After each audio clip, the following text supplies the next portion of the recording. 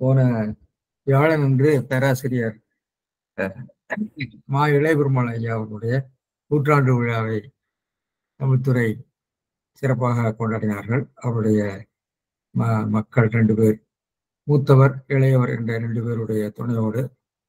ஆனால் அந்த தகவல் பரிமாற்றம் சரியா போகவில்லைன்னு நினைக்கிறேன். பேராசிரியர் கீதா போன்றவர்களுக்கெல்லாம் செய்தி வரவில்லை என்று சொன்னார்கள். எனவே பேராசிரியர் ஹெப்சியிடம் நான் கேட்டுக்கொள்வது, நம்முடைய பழைய மாணவர்களை எல்லாம் உங்களுடைய அந்த பழைய மாணவர் சங்க இதில் எல்லாரையும் சேர்த்து இருக்கிறீர்களா என்பதை ஒன்று பரிசோதித்து பார்த்து அவர்களுக்கு அந்த செய்திகள் எல்லாம் போகிறதா என்பதை கொஞ்சம் நீங்கள் கவனிக்க வேண்டும் என்று கேட்டுக்கொள்கிறேன். ஒரு செய்தி அது ஏனென்றால் தகவல் சரியா வரலன்னு சொல்லியிருக்காங்க. ஒருவேளை அவர்கள் அந்த மெயிலிங் லிஸ்ட்ல பேர் இல்லாமல் போச்சோன்னு எனக்கு தெரியல. நான் சிலருக்கெல்லாம் அனுப்புனேன், அதை நான் ரொம்ப தாமதமாக அனுப்பியிருப்பேன்னு நினைக்கிறேன். ஒருவேளை கிடைச்சிருக்காதோ என்று அதை கொஞ்சம் கவனிக்க வேண்டும் என்று பேராசிரியர் ஹெப்சி அவர்களை கேட்டுக்கொள்கிறேன். ஒன்று,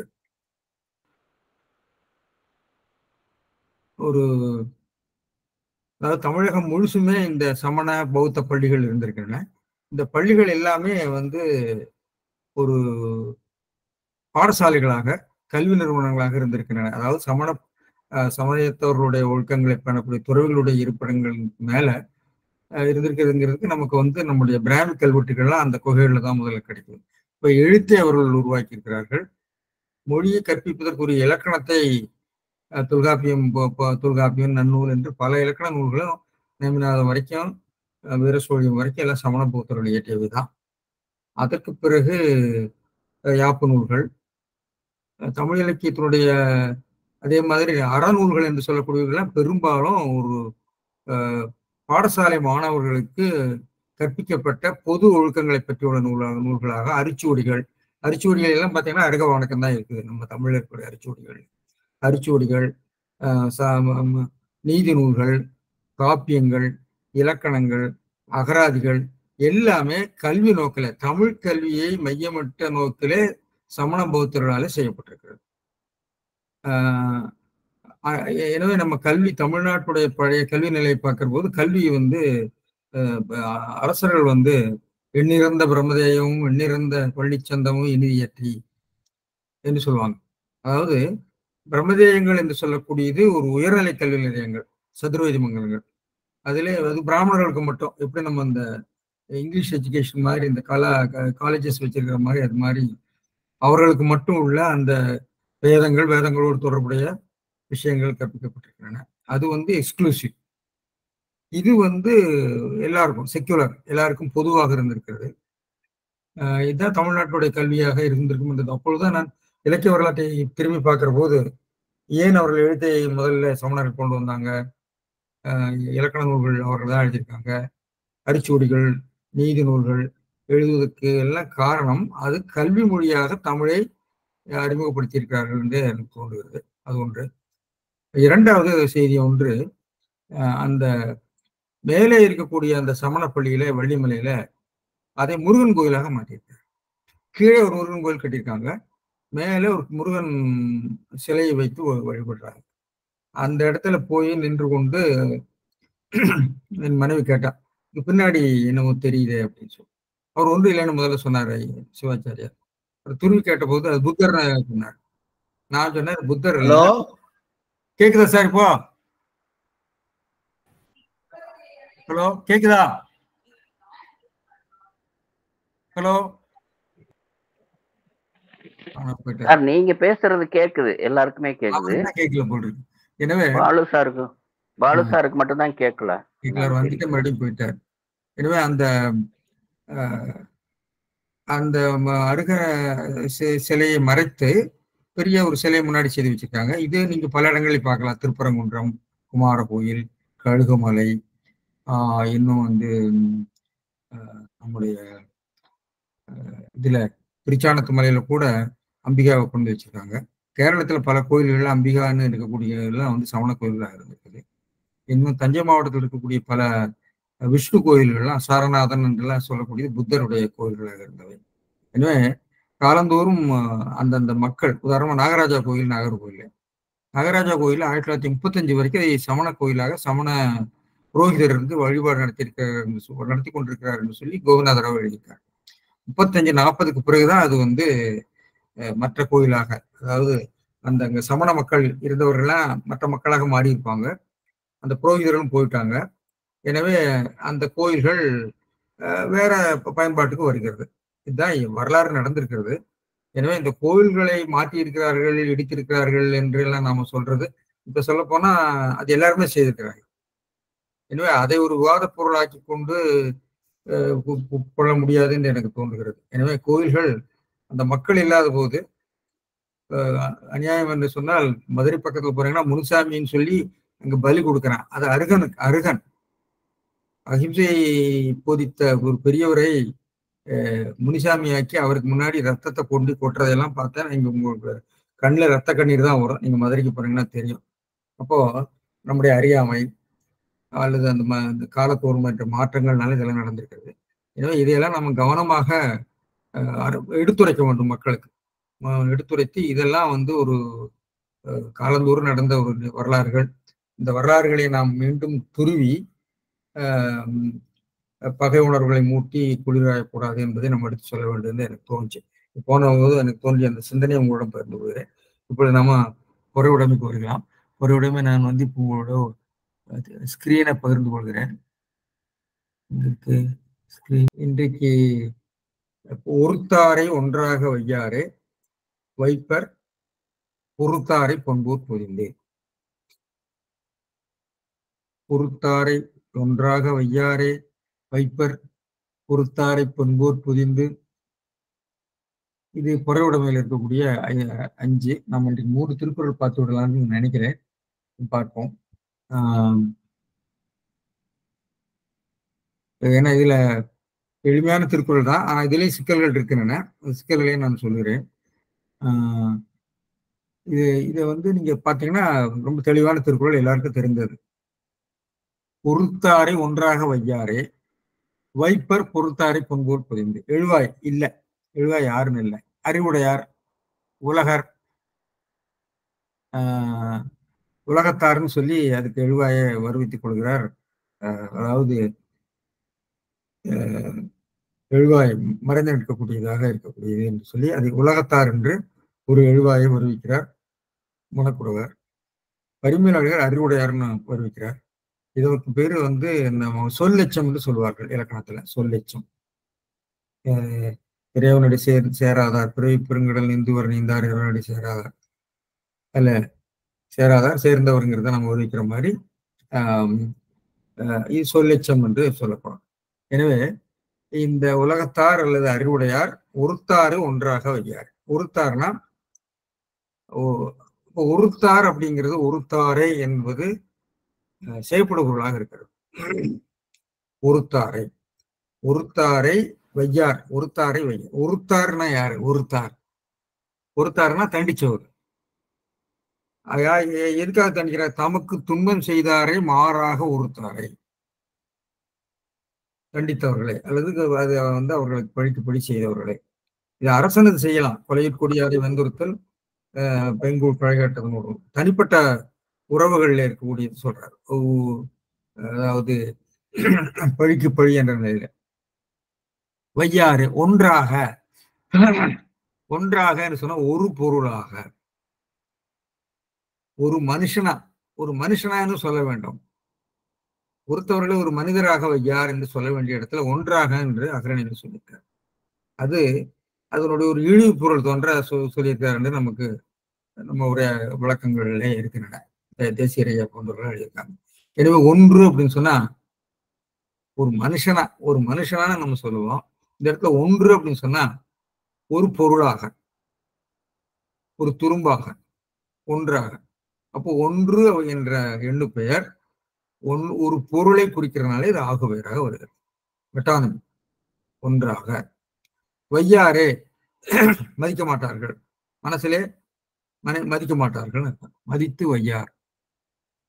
சரி. அப்புறம் வைப்பர். யார வைப்பர்? மதிப்பர், மனதில் வைப்பர்.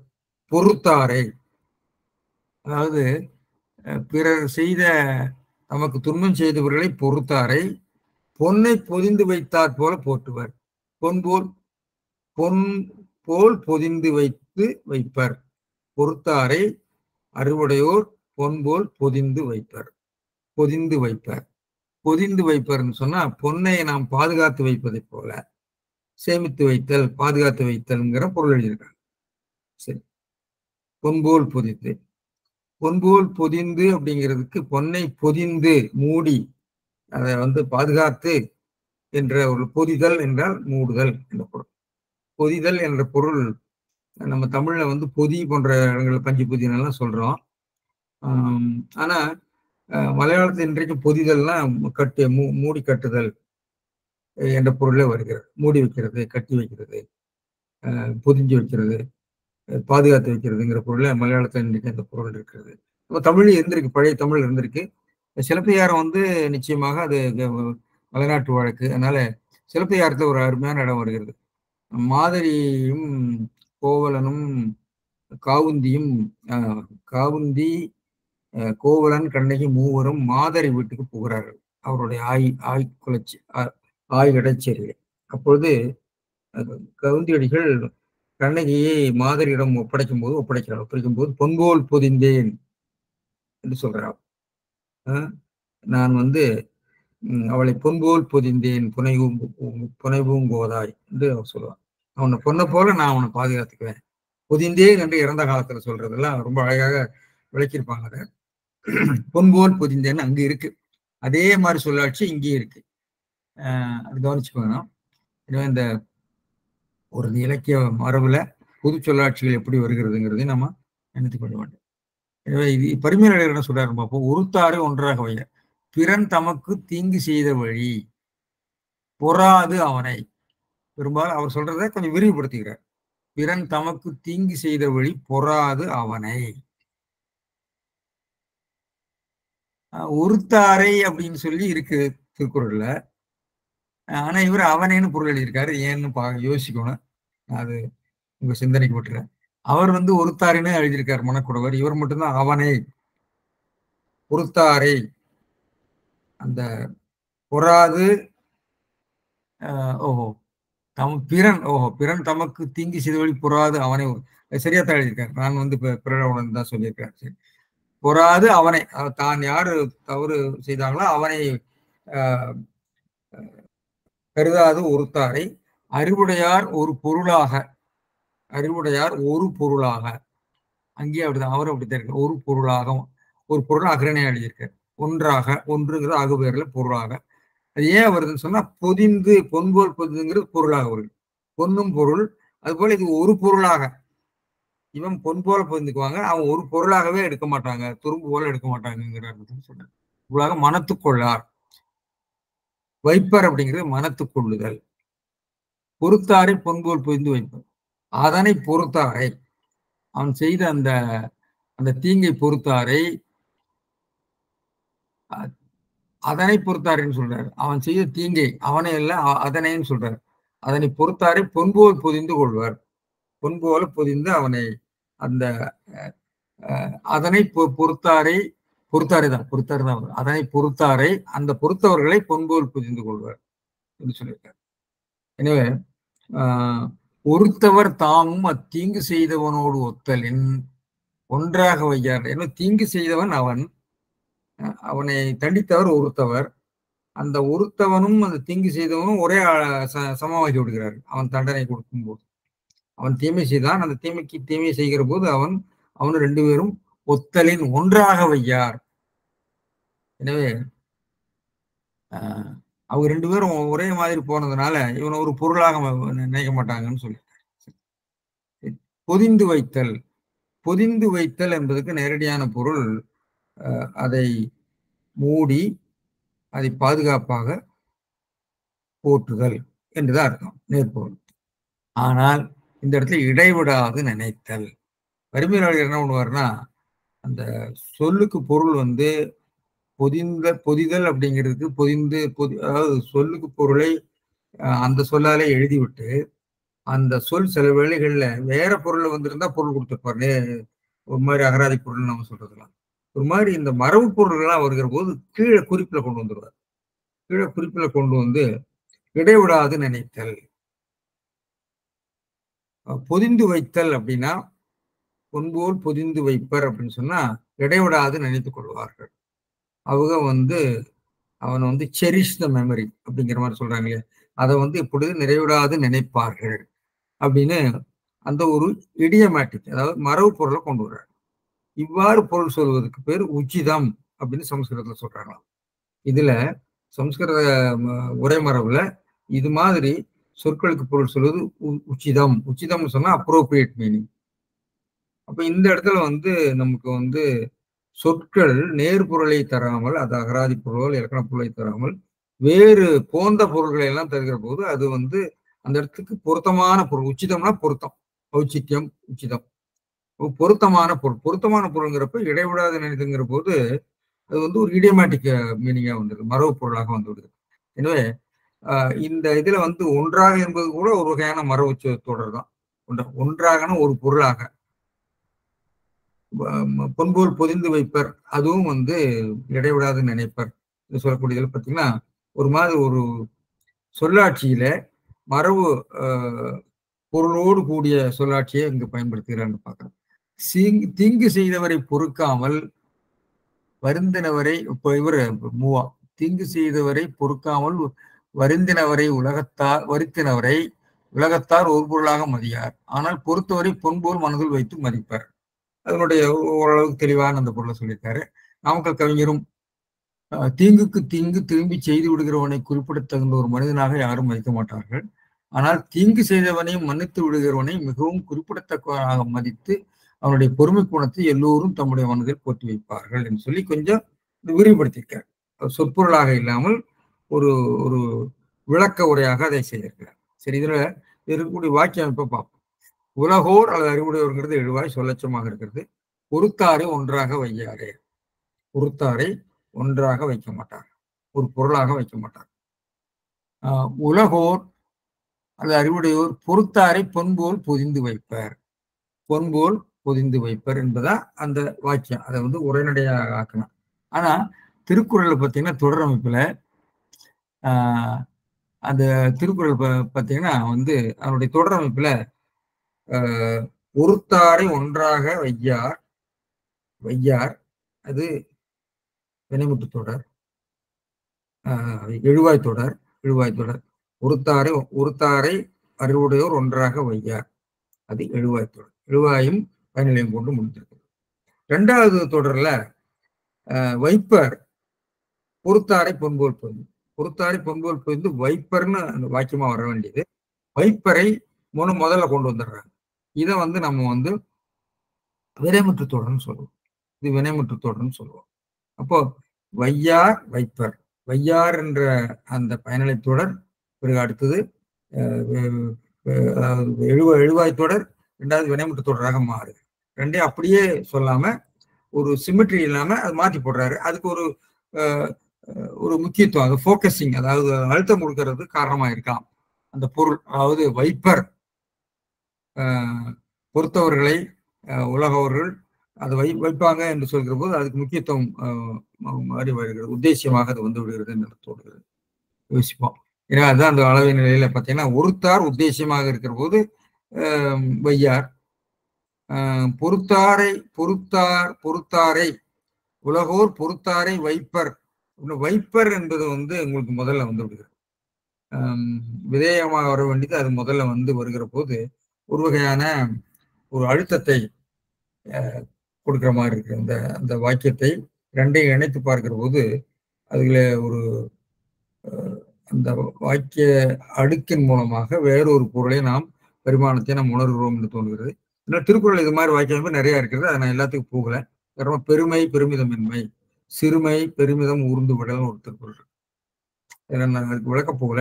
அது பார்த்தீங்கன்னா பெருமை பெருமிதமின்மை எழுவாய் பயனில், சிறுமை பெருமிதம் ஊர்ந்து விடல். சரி, சிறுமை எழுவாய் விடல் என்று இருக்கிறது. அந்த விடல் என்பதற்கு விடும் என்றும் பாடம் இருக்கிறது. அந்த விடும் என்பதை பாடமாக கொள்ள முடியாது என்பதற்கு பரிமேலழகர் என்ன சொல்வார்னா, விடும் என்று பாடம் ஓதுவாரும் உலர், முற்று தொடரும் எழுவாய் தொடரும் தமிழ் ஏயாமைன்னு அது பாடமன்மை உணர்க. இந்த பாட நிர்ணயத்துக்கு எப்படி இலக்கணத்தை கொண்டு வர்றாங்க? இலக்கணம் தொடர்நிலை, அதாவது நீங்க அது விடும் விடும் என்று சொன்னீங்கன்னு சொன்னா அது வந்து வினைமுற்று தொடராது, அது எழுவாய் தொடராது. அதாவது சிறுமை பெருமிதம் ஊர்ந்து விடும் என்று சொன்னால் அது எழுவாய் தொடராக. மற்றது முற்று தொடராக இருக்கிறது. பெருமை பெருமிதம் என்ன, பெருமிதம் என்னை பெருமை, அது பெருமை. எனவே அது ஒரு சிமிட்ரி எல்லாம் போய்விடுகிறது என்று சொல்லி அதனால விடல் என்றுதான் பாடம் கொள்ள வேண்டும், விடும் என்பது பாடம் இல்லைன்னு சொல்லியிருப்பார். இது மாதிரி நிறைய அமைப்புள்ள திருக்குறள்கள் இருக்குன்னா அதுக்கு நம்ம போகல, நம்ம இதை மட்டும் பார்த்துட்டு போவோம். அடுத்தது ஒருத்தாரை பிறன் தமக்கு தீங்கு செய்த வழி பொறாதவன் ஒருத்தாரை. ஒருத்தார் அப்படிங்கிறது வினையாளனின் பெயர். அது வந்து 2ஆம் வேற்றுமை பெற்று வருகிறது. 2ஆம் வேற்றுமை பெற்று வருகிற வினையாளனின் பெயருக்கு எடுத்துக்காட்டாக இலக்கண குத்தும் பிரயோகமும் இது எடுத்துக்காட்டாக சொல்லுவாங்க. பின்னாடி மேற்கொள்ள பார்க்கிறோம். ஒன்றாக, ஒன்று ஆக, ஒன்றுங்கிறது பெயர், அது ஆகு பெயராக ஒரு பொருளாக அறிவுடையார் என்பது சொல்லிச்சமாக வருகிறது. அது இது அகரணைங்கிறது இழிவு குறித்து வருகிறது என்றால் பின்னாடி பொன்போல் என்று வர்றதுனால பொருள் என்பது தெளிவாகி விடுகிறது 2வது பட்சத்துல. இதனால் அது வருவிக்கப்பட்டது என்று பார்க்கிறோம். சரி, வையார் மனத்துக்கொள்ளார், அது வினைமுற்று. பொறுத்தாரை, அதுவும் வினையாளனின் பெயர், அதனை பொறுத்தாரை. பொன்போல் பொன்னை போல, இப்படியேதான் எழுதியிருக்காரு. இடைவிடாது நினைத்தல், பொதிந்து வைத்தல். பொதினா இது உச்சிதம், மரபு தொடர் போல அது வருகிறது, அதுக்கு அர்த்தம் போட்டிருக்கு. இதை வந்து உச்சிதம்ங்கிறது சுட்டி காட்டுறவரு நம்ம காரியத்திற்கு வராது. சரி, வைப்பர் கொள்வர் வினைமுற்று. ஒன்றாக பொன்போ என்ற இரண்டும் மரபு தொடர். பொன்னின் பொதிந்தேன் புனைவுங்கோதாய், புனைவுங்கோதை என்று சொல்லி கண்ணகி பார்த்து ரொம்ப அன்போடு பேசுகிறாள் மாதிரி. பொன்னை பூங்கோதை, உன்னை நான் பொண்ணு போல பார்த்துக்குவேன் அப்படின்னா சொல்லுகிற இடத்துல வருகிறது இதே தொடர். எனவே இதை வடநூலார் உச்சிதம் என்பார், காரியத்திற்கவராயர் சொல்றார். பொன்போல் பொதிந்து என்பதும் இவ்வாறு போந்த பொருள்படும் என்க. அதாவது சேர்தல் அப்படிங்கிறது நிலைமைசி நீடு வாழ்வார் அப்படிங்கிறதுல சேர்ந்தார் ஒன்று வருகிறது. சேர்ந்தார் என்பது நினைதல் அப்படின்னு ஒரு பொருள் சொல்றார். சேர்தல் என்பதுக்கு நினைதல் ஒரு மரபு பொருள் கொடுத்திருப்பார். மானடி சேர்ந்தார்னா மானடியை நினைந்தார்னு அர்த்தம். சேர்தல்லாம் போய் பக்கத்துல இருக்கிறது பிசிக்கலா நினைத்தல். அதே மாதிரி இங்க பொன்போல் பொதிந்து என்பது மனதுக்குள் கொள்வர் என்பது கொள்வதற்கு உச்சிதம் என்று சொல்லுவாங்க. இது 2 இடத்தையும் வருகிறதுன்னு சொல்லி அவர் சொல்லுவார். சரி, அது இருக்கட்டும், ஏகினா அது வேண்டாம். அடுத்தது, எனவே பொதிந்து வைத்தல் சால்புடைமை பற்றி இடைவிடாது நினைத்தல் என்பார். பொதிந்து வைத்தல் சால்புடைமை பற்றி அவர் சொல்லியிருக்கார். சால்புடைமை பற்றி தான் அந்த திரும்ப நினைக்கிறது. அவருடைய சால்புடைமை பற்றி இடையறாது நினைத்தல். அவருடைய பெருந்தன்மையினாலே அதை திரும்பி திரும்பி நினைத்துக் கொள்கிறார்கள் என்று அவர் சொல்லியிருப்பார். எனவே ஒன்றாகங்கிறது திருக்குறள் இன்னொரு இடத்தையும் வருகிறது. ஒன்றா உலகத்து உயர்ந்த புகழெல்லாம் ஒன்றாது நிற்பது, ஒன்றா உலகம்னு ஒரு இடத்துல வருகிறது. ஒன்றா, அப்புறம் ஒன்றாக நல்லது கொல்லாமை மற்ற அதன் பின்சார பொய்யாமை, அங்கு வேற. ஒன்றாக, ஒன்றாகனா ஒரு ஒரே ஒரே படிக்காக என்ற அடுத்த அர்த்தத்துல வருகிறது. அங்கே ஒன்றாங்கிறது வேற பொருள் வருகிறது. ஒரு படித்தாக ஏகதேசம் அதனுடைய ஷேடோட தான் அந்த பொருளோட தான் அது வரும்னு பார்க்கணும். சரி, வைத்தல் அப்படிங்கிறது நிறைய இடத்துல வருகிறது. ஒருத்தல் அப்படிங்கிறதும் திருக்குறள் வருகிற இடங்கள்லாம் நம்ம பார்க்கிறோம். இதுல வைத்தல் என்பதற்கு இந்த பொருள் திருக்குறள் பொருளே அங்க கொடுத்துருக்காங்க. மனதில் கொள்ளுதல், மற்றையான் செத்தாருள் வைக்கப்படும்னு வேற திருக்குறள் காட்டியிருக்காங்க. எனவே திருக்குறள் இருக்கக்கூடிய பொருளை இவர்கள் வைத்தல் என்பதற்கு தமிழ் பேரகராதி கொடுத்திருக்கிறது பார்க்கிறோம். பொதிதல் என்பதற்கு கொஞ்சம் பிரச்சனை வருது. பொதிதல் என்பதற்கு சேமித்தல் என்ற பொருளை இதை வச்சு கொடுத்துருக்கிறான். இந்த பொன்போல் பொதிந்தேன்னா பொன்னை போல சேமிப்பேன் என்ற பொதிதல், பொன்போல் சேமிப்பேன் என்ற மாதிரி அர்த்தத்துல கொடுத்துருக்குறாங்க. ஓகே, அதான் உச்சிதம்னு அவர் சொல்றாரு. ஆனா பொன்போல் பொதிதல் அப்படிங்கிறதுக்கு நான் மொத்த பொருளை பார்க்கிற போது மலையாளத்துல வந்து பொதிதல் என்பதற்கு நல்ல அர்த்தங்களை கூட்டத்து கொடுத்துருக்காரு. அதாவது to envelop, to wrap, to enwrap, to cover சொல்லி பாத்திரம் புரிச்சு பொதிஞ்சு கட்டி, வில்லு வட்டுக்கு பொதிஞ்சு வச்சு அப்படி மலையாளத்தில் இருக்கக்கூடிய இதில் வந்து அவர் நல்லா கொடுத்துருக்காரு. ஆனால் நான் அந்த பொருளுடைய தென் மாவட்டங்கள் இருக்குது போல் இருக்கு நாகர்கோவில்ல. அந்த பொருளை இதில் சேர்க்கல. சரியா அதை சேர்க்க வேண்டும் என்று தோணுகிறது தமிழ் இசையில். அதை தமிழ் பேரகராஜிலே நம்ம உருவாக்கும் போது இதெல்லாம் மறுபடியும் பார்க்கணும் நினைக்கிறேன். அப்புறம் மேற்கோள்கள் நான் முன்பே சொன்ன மாதிரி இடநோக்கி போந்த பொருள் கொள்ளுதல் வடமொழியில் அது உச்சிதம் எனப்படும் என்றதுக்கு முன்வருமாறுல சொல்லியிருக்காங்க. சேர்ந்தார் என்பது சொல்லச்சம். அதே மாதிரி இங்கேயும் அறிவுடையார் என்பது சொல்லச்சம். இது வந்து சொல்லச்சம் என்று சொல்லியிருக்காரு. அதாவது பொருள் பெற்று சொல் வராமை. பொருள் இருக்குது ஆனா சொல் வெளிப்பட வராமல் இருக்கக்கூடியது. அதே மாதிரி பொறுத்தாரைங்கிறது வினையாளனை பெயர் வினைமுற்று பெயர் உரு பெற்று வந்தமைக்கு பிரயோகம் இலக்கணத்தும் எடுத்துக்காட்டா சொல்லியிருப்பாங்க. சரி, இனி அடுத்து இதுக்கு போகலாம்னு நினைக்கிறேன். அடுத்த திருக்குறள் அதுவும் ஏகதேசம் இதே மாதிரிதான் ஒரு கருத்துக்களை சொல்லக்கூடிய திருக்குறள்களாகத்தான் இருக்கிறன. பார்ப்போம். ஒருத்தார்க்கு ஒரு நாளை இன்பம் பொறுத்தார்க்கு பொன்றும் துணையும் புகழ். ஒருத்தவருக்கு அட்டை நாளை இன்பமே உண்டாம். இதுல பாத்தீங்கன்னா இது இந்த ஒரு வாக்கியம் வந்து ஒரு குறை வாக்கியம், ஒரு விகார வாக்கியம். இது வாக்கியம் முழுமையடையல. பொறுத்தார்க்கு ஒரு நாளை இன்பம் உண்டாம் பொறுத்தார்க்கு பொன்றும் துணையும் புகழ் உண்டாம் என்று இருக்க வேண்டும். அது தமிழில தொக்கு வரும். அப்ப இது மாதிரி விகார வாக்கியங்கள் திருக்குறள்ல நிறைய இடங்கள் இருக்கு. அதனால பொருள் சொல்ற போது நிச்சயமாக வந்து நம்ம பேச்சுல இருக்கு. அதாவது நல்ல கணக்கு போட்டீங்கன்னா உனக்கு மிட்டாய், கணக்கு போட்டவனுக்கு மிட்டாய், கணக்கு போடாதவனுக்கு புட்டு அப்படி சொல்றோம். புட்டு உண்டுன்னு அர்த்தம். அது ஒரு கோப்புலா மாதிரி, அதாவது இணைப்பு வினைமுற்று இல்லாமல் போற மாதிரி உள்ள வாக்கியங்கள் திருக்குறள் இருக்கிறது. அதை பொருள் எப்படி சொல்லியிருக்காரு பாரு. ஒருத்தவருக்கு அட்டை நாளை இன்பமே உண்டாம். அட்டை நாளை இன்பமே உண்டாம். அந்த இன்பம் மட்டும்தான் பிரிநிலை. பொறுத்தவருக்கு தாம் சாமளவும் புகழ் உண்டாம். இதில் கவனிக்க வேண்டும். பொன்றும் துணையும் அப்படிங்கிறதுக்கு பொன்றுதல்னா சாதல், அழிதல். அப்போ தான் சாமளவும் அவன் இருக்கிற வரைக்கும் என்று பொருள் சொல்லியிருக்காரு. ஆனா பரிமேலழகர் இங்க வித்தியாசமா சொல்லியிருக்காரு. அது என்னங்கிறது பார்க்கலாம். பரிமேலழகர் சொல்றாருன்னா பொறுத்தார்க்கு தமக்கு தீங்கு செய்தவனை ஒருத்தார்க்கு உண்டாவது அவ்வொரு நாளை இன்பமே. அதாவது நம்ம வந்து இந்த இடத்துல நம்ம கவனிக்க வேண்டியது சொல்லுக்கு பொருள் மட்டும் இல்லை, சொற்கள் வாக்கியங்களிலே வருகிற போதும் வாக்கியங்கள் தம்முள் சேர்ந்து வரும்போதும் வேறொரு வாக்கிய பொருளை அவர்கள் கொண்டிருக்கின்றன. அந்த வாக்கிய பொருளை நாம் எடுத்து அதாவது அன்மார்க்குன்னு சொல்லுவாங்க. அது வெளிப்படையா இல்லை. அதை நாம வந்து சொல்ல வேண்டும். அது எப்படி குறிப்பிடுறது? ஏனென்றால் நீங்க மெஷின் டிரான்ஸ்லேஷன்லாம் வர்றப்ப இதெல்லாம் பெரிய பிரச்சனை. இது வந்து நீங்க வந்து சொற்களுக்கு வந்து அதனுடைய இலக்கண குறிப்பு எழுதி விடலாம்.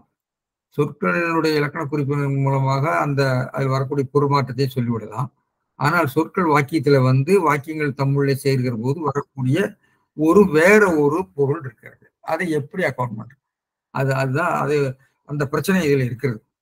போன திருக்குறள்ல பாத்தீங்கன்னு சொன்னா அந்த திருக்குறள் கூட எல்லாரும் பொருள் எழுதியிருக்கிற நீங்க பாத்தீங்கன்னு சொன்னா என்ன எழுதியிருப்பாங்கன்னு சொன்னா ஒருத்தவருக்கு ஒரு நாள் என்போம் ஆனால் என்று சொல்லி அதை வந்து ஒரு இணைப்பு இடைச்சொல்லாக ஆனாலை போட்டு அந்த சொல்லை சொல்லுவாங்க. அப்போ அது நீங்க வந்து உரை எழுதும் போது நம்ம சொல்லிடலாம், மொழிபெயர்க்கிற போது அதை கொண்டு வர வேண்டும், அல்லது மிஷின் பண்ற போது கொண்டு வர வேண்டும். அதை எப்படி அதை குறிப்பிடுறது, எப்படி மார்க் பண்றது? இது ஒரு கேள்வி. அதே மாதிரிதான் இங்கே இந்த கேள்வியும் வருகிறது. இங்க வரக்கூடிய கேள்வி பொறுத்தாருக்கு ஒரு நாள் என்பதுதான். ஆனா பொறுத்தாருக்கு பொன்றும் துணை, ஆனால் பொறுத்தவர்களுக்கோ என்று இது ஒரு பிரிநிலை வாக்கியமாக இருக்கு. இது பிரிநிலை வாக்கியமாக இருக்கிறது. எனவே இதை வந்து அதனால அதுக்கேற்ற மாதிரி பொருள் சொல்றார். அதாவது பரிமேலழகர் சொல்லுக்கு சொல் பொருள் மட்டுமில்ல, வாக்கிய பொருளையும் வாக்கியங்களுக்கு இடையிலே இருக்கக்கூடிய உறவுகளுக்கு எப்பயும் பொருள் சொல்கிறார் என்பதை நாம் நினைத்துக் கொள்ள வேண்டும். அதுக்கு எடுத்துக்காட்டாக இருக்கு. தமக்கு தீங்கு செய்தவனை ஒருத்தார்க்கு உண்டாவது ஒருத்தாருக்கு ஒரு நாளை இன்பமே என்பதுல ஏகாரம் தேற்றேகாரம் தொக்கு இருக்கு. ஒரு நாளைக்கு தான் இன்பமே. அது என்ன பண்றாருன்னா, அந்த ஒருத்தாருக்கு ஒரு நாளை இன்பம் அப்படிங்கிறதுக்கு தமக்கு தீங்கு செய்தவனை ஒருத்தாருக்கு உண்டாவது, அதாவது நேரடியாக சொன்னால் ஒருத்தவருக்கு அற்ற நாளை இன்பமே உண்டாம். இந்த வாக்கியத்தை நீங்க இது கிரப்ட் சென்டென்ஸ்னு மொழியாளர் சொல்லுவாங்க, அதாவது பிரிநிலை வாக்கியம். இதுக்கு முக்கியத்துவம் கொடுக்கிற போது பிரிநிலை வாக்கியத்தோட நோக்கம் என்னன்னா, ஒன்றை முக்கியத்துவம் கொடுத்து அதை ஃபோக்கஸ் பண்றதுன்னு சொல்லுவாங்க. அதாவது அதை எடுத்துக்காட்டுறது வாக்கியமா அதை மாற்றுற போது ஒருத்தவருக்கு அற்ற நாளை இன்பமே உண்டாங்கிறது சாதாரண வாக்கியம். அதை எடுத்துக்காட்டுகிற ஒரு கிரப்ட் சென்டென்ஸா மாத்தணும்னா அதை எடுப்பு முக்கியத்துவம் பெறும், ஒரு கருத்து முக்கியத்துவம் பெறும். தமக்கு தீங்கு செய்தவன் ஒருத்தாருக்கு உண்டாவது அவ்வொரு நாள் இன்பம். அவனுக்கு கிடைப்பது ஒரு நாள் இன்பம் மட்டும்தான். அவனுக்கு ஒரு நாள் இன்பம் கிடைக்கும் என்று சொல்றத கிடைப்பது என்று முக்கியத்துவப்படுத்துகிற போது உண்டாவது என்று அவர் அந்த தொழிற்பெயராக மாற்றுகிற போது நாமினலைசேஷன் சொல்லுவாங்க. அதாவது இது மாதிரி இந்த கிரப்ட் சென்டென்ஸ் அல்லது பிரிநிலை வாக்கியமா மாற்றுகிற போது அந்த வினைமுற்றை வினையாளனை பெயராகவோ அல்லது தொழிற்பெயராகவோ மாற்றி அந்த வாக்கியத்தை அமைத்தால் அது முக்கியத்துவம் பெறும். இது தமிழ்ல இருக்கக்கூடிய ஒரு முக்கியமான பண்பு. எனவே அவர் அந்த வாக்கியத்தை அப்படி மாத்திருக்காரு. ஏன் மாத்திருக்காருன்னா, இந்த ரெண்டு வாக்கியங்களை சேர்கிற போது இந்த திருக்குறள்ல அந்த பொருள் வந்து விடுகிறது. அதனாலதான் சொல்றாரு. இதை நம்ம கவனித்துக் கொள்ள வேண்டும். இந்த பொருள் சொல்ற போது தமக்கு தீங்கு செய்தவனை ஒருத்தாருக்கு உண்டாவது அவ்வொரு நாளை என்பவன். சரி, அவ்வொரு நாளை அந்த ஒரு நாளை இன்பம்ங்கிறது அன்னைக்கு மட்டும்தான், அந்த க்ஷணம் ஒரு நாளை இன்பம். அதனால என்ற ஒரு சுட்டு பெயரையும் கொண்டிருக்கார். இன்பமே பொறுத்தாருக்கு பொன்றும் துணையும் புகழ். அதனை பொறுத்தாருக்கு பொன்றும் துணையுங்கிறது எது பொன்றும் துணையும் சொன்னாரு? அவர் தான் பொன்றும் துணையும். ஆனால் இவர் சொல்றது உலகம் அழியும் அளவும், அதனை பொறுத்தாருக்கு உலகம் அழியும் அளவும் புகழ் உண்டாகும். பொன்றுங்கால் பொன்றா துணை சொல்லியிருக்கார். எனவே உலகம் அழியும் அளவும் புகழ் உண்டாகும். சரி சரி, இதுல ஒரு நாள் இன்பம் அந்நாள் ஒன்றினும் கருதி முடித்தவன தருக்கி இருக்கும் பொய் இன்பம். ஒரு நாளை இன்பம், ஒருத்தாருக்கு ஒரு நாள் இன்பம்ங்கிறது ஒரு நாள் இன்பம். அந்த ஒரு நாள்ல மட்டும்தான் அன்னைக்கு நீங்க மகிழ்ந்திருக்கலாம். நமக்கு நினைச்சத அவனுக்கு அடி கொடுத்துட்டோம், அவன் எனக்கு அடிச்சா என்னை அடிச்சுட்டான்னு நம்ம மகிழ்ந்திருக்கக்கூடிய ஒரு பொய் இன்பம் அப்படி சொல்லுங்க. அப்புறம் ஆதாரமாகி உலகம் போன்ற புகழும் பொன்றுமாகலின். ஏனென்றால் நாம் இருக்கிற வரைக்கும் மட்டுமில்ல, உலகம் இருக்கிற வரைக்கும் புகழ் இருக்கும். ஆனா உலகம் அழியும் வரைக்கும் தான் இருக்கும். உலகம் அழிஞ்சா அந்த புகழ் இருக்காது. எனவே ஆதாரமாகி உலகம் போன்ற ஆதேயமாகி புகழ், அதாவது அதுல இருக்கக்கூடிய ஒன்றிலே அடிப்படையாக இருக்கக்கூடிய இடமாக இருக்கக்கூடிய உலகத்துல அந்த இடமாக இருக்க இடப்பொருளாக இருக்கக்கூடிய புகழ் அப்பொழுது அழியும். அதனின் ஏற்புடைய உலகு என்னும் சொல் வடிவில் குறைக்கப்பட்டது. இது ஒரு சொல்லச்சு. இது பொன்றும் என்பதற்கு உலகம் பொன்றும் அளவும் என்று சொல்லச்சு சொல்லியிருக்காரு. இப்படிலாம் எப்படி அவங்க பொருள் சொல்றாங்கிற நுட்பத்தை நாம தெரிந்து கொள்ள வேண்டும். எனவே வாக்கிய பொருளை பார்க்கிறார்கள், வாக்கியத்தினுடைய பொருளை சேர்த்துத்தான் நம்ம உரை எழுத வேண்டும். ஏனென்றால் வெறும் நேருக்கு நேர் அந்த வாக்கியத்தை மட்டும் பொருள் சொல்லிட்டு போனா அதனுடைய உட்கோள் வராது, அதனுடைய டிஸ்கோர்ஸ் லெவல் மீனிங் வராது. அது ரொம்ப முக்கியம். அதை பெருமையாக கவனிக்கிறார்கள். தீங்கு செய்தவரை பொறுக்காமல் வருந்தவருக்கு ஒரு நாள் இன்பமே, பொறுத்தவருக்கு உலகம் ஒழியும் வரைக்கும் புகழும். ஆனால் இதுக்கு உரை எழுதியிருக்கிற மற்றவர்கள்லாம் பார்த்தீங்கன்னா ஆனாலுங்கிற ஒரு சொல்ல இடையில போட்டிருப்பாங்க. அடுத்து நாமக்கல் கவிஞர்கள் இருக்கு. தீங்குக்கு தீங்கு உடனே திருப்பி செய்து தண்டித்து விடுவதில் அப்போதைக்குத்தான் இன்பம் உண்டு, ஆனால் பொறுத்து மன்னித்து விடுவதில் சாகும் வரை பிறர் அதை பொழுது பேசும் இன்பம் உண்டு. சாகும் வரைன்னு எடுத்திருக்காரு இவர். ஆனாலுங்கிறத ஒண்ணு கொண்டு வந்திருக்காரு. எனவே இந்த வாக்கிய அமைதியை கொண்டு அதை ஒரு பிரிநிலை வாக்கியமாக இந்த வாக்கியமாக சொல்லியிருக்காங்கன்னு பார்க்கிறோம். சரி, நல்லா படிப்பவருக்கு பரிசு, இது வாக்கியம். பாடாதவர்களுக்கு பாடினவருக்கு பரிசு, பாடாதவருக்கு ஒன்றும் இல்லை. பரிசு உண்டு, பரிசு ஒன்றும் இல்லை. பாடாதவர்களுக்கு ஒன்றும் இல்லை என்று சொல்வது போல வாக்கியம். தப்பு செய்தவர்களுக்கு ஒரு குற்று உண்டு, தப்பு செய்யாதவருக்கு ஒரு மிட்டாய் உண்டுன்னு சொல்ற மாதிரி, மிட்டாய் உண்டுங்கிறத சொல்லி இல்லாம தப்பு செய்ததற்கு ஒரு கூட்டு, தப்பு செய்யாததற்கு ஒரு மிட்டாய் என்பது போன்ற வாக்கியம் தான் இது. எனவே மணக்குடவர் ஒருத்தாருக்கு ஒரு நாள் இன்பம் உண்டாம்ங்கிறாரு, ஒருத்தாருக்கு பொன்றும் துணையும் புகழ் உண்டாம்னு சொல்றாரு. இது ஒரு விகார வாக்கியம். இறுதியில் உள்ள அந்த வினைமுற்று அல்லது இணைப்பு இல்லை. ஒருத்தாருக்கு அதை மாற்றி பரிமையாளர் அதை வந்து கிரப்ட் சென்டென்ஸ் என்று சொல்லப்படுகிற பிறநிலை வாக்கியமாக மாற்றுகிறார். ஒருத்தாருக்கு உண்டாவது ஒரு நாள் இன்பமே ஆனால் பொறுத்தாருக்கு பொன்றும் துணையும் புகழ் உண்டாம் என்று மாற்றுகிறார். எனவே ஒரு விகற்ப வாக்கியமாக்கி அதை வந்து கேட்ட மாதிரி பொருள் சொல்லியிருக்கார். எனவே சொல்லடைவுகளில் பார்த்தால் நமக்கு ஒருத்தாருக்குங்கிறது விநாயகன் பெயர் அவர் மாற்றிருக்காரு, உண்டாவது என்று சொல்லி அதை அதுக்கேற்ப அந்த வாக்கிய பொருளை கேட்ப அதுக்கு பொருள் சொல்லியிருக்கிறாரு. ஒருத்தாருக்கு உண்டாவது, சரி, அதுக்கு வந்து அது மாதிரி நம்ம சொல்லலாம். அதாவது ஒருத்தாருக்கு என்பது என்ற இது வந்து அந்த இடத்துல அந்த வினையும் உட்கொண்டதாக அந்த வேற்றுமை இருக்கிறது என்பதை நாம் புரிந்து கொள்ள வேண்டும். அவ்வொரு நாளை, அந்த நாளை என்பது சாரியன்னு சொல்லி எல்லாரும் விளக்கிருப்பாங்க. ஒரு நாளை குழவி எந்த எடுத்துக்காட்டு சொல்லியிருப்பார் காரியத்திற்கு வேற. ஒரு நாளை குழவி ஒரு நாள் குழவின்னு இருக்கும். இன்பம் இன்பமே, பொறுத்தாருக்கு அதனை பொறுத்தாருக்கு உலகம் வழியும் துணையும் அளவும் புகழ் உண்டாம் சொல்லி சொல்லியிருக்காரு. ஒரு நாளை குழவின்னு காரியத்திற்கு சொல்லியிருக்காரு. பார்க்கலாம். அடுத்தது இலக்கண கொத்துல வந்து இந்த வினைமுற்று பெயர் 400 ஏற்று கொடைப்பொருட்கண் வந்தமைக்கு 400 ஏற்று கொடைப்பொருள் வந்திருக்கிறது அப்படின்னு சொல்றாரு. ஒருத்தாருக்கு அது கொடைப்பொருள். சரி, அதுக்கு எடுத்துக்காட்ட சொல்லியிருக்காரு. சரி, இதை முடிச்சுட்டு அடுத்தது நம்ம பார்த்துடலாம்னு நினைக்கிறேன். என்ன அதிகமான பிரச்சனை இல்லை இதுல.